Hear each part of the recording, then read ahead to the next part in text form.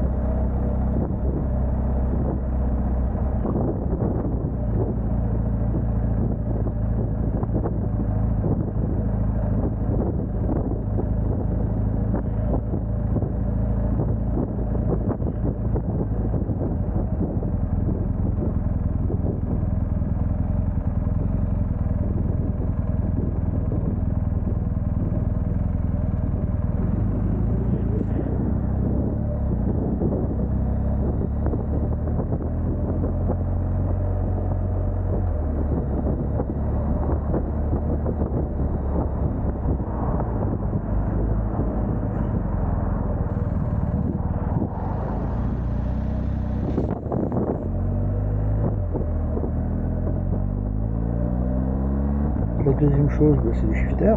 Le shifter, tu vois très bien que la main gauche n'est pas en place et que je monte les vitesses.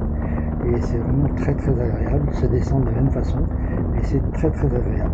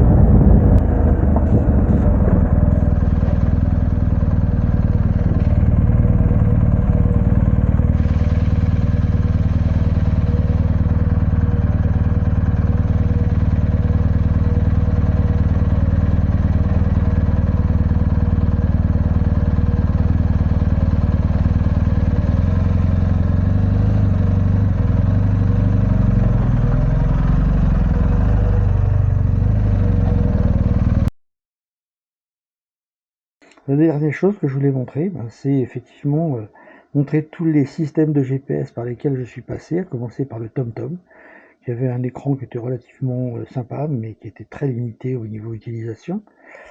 Ça se limitait effectivement que au GPS. Et puis après, je suis passé au smartphone. Et puis, lorsque le CarPuride est sorti, j'ai hésité. Mais bon, passer d'un 6 pouces,3 à un 7 pouces pour 250 euros, je trouvais que la dépense était un petit peu excessive par rapport au gain. Donc, j'ai laissé tomber et je suis passé directement sur une tablette de 10 pouces. Bon, ça prend effectivement de la place, mais c'est tellement plus agréable de voir où on va. Voilà, simplement. Ok, bah écoute, je te souhaite une bonne fin de journée. Voilà. Donc le CarPuride en fait il fait un pouce de plus. Un pouce de plus. Voilà. Et l'écran n'est pas entièrement utilisé. Voilà. La dernière chose que je voulais dire, c'était par rapport au projet que tu as eu, enfin projet à l'intention que tu as eu pendant un moment, l'hésitation à propos de la 1300. Te demander si tu allais pas revendre ta Lorelei pour une 1300. Ce que je trouvais effectivement logique, mais peut-être un petit peu outré et dépensier. Par contre, si j'avais su que tu avais l'intention d'équiper ton ancienne moto, enfin ta Lorelei avec un Vesa, je t'aurais suggéré carrément de ne pas le faire, de revendre ta Lorelei, même si ça te fendait le cœur, et puis de la remplacer par une 1250 avec peu de kilomètres, ça se trouve très bien. Tu n'aurais pas eu une mise de fond tellement énorme, mais tu aurais eu tout à la fois avec moins de kilomètres au bout. Voilà. Écoute, je te souhaite une bonne fin de journée, et puis à bientôt.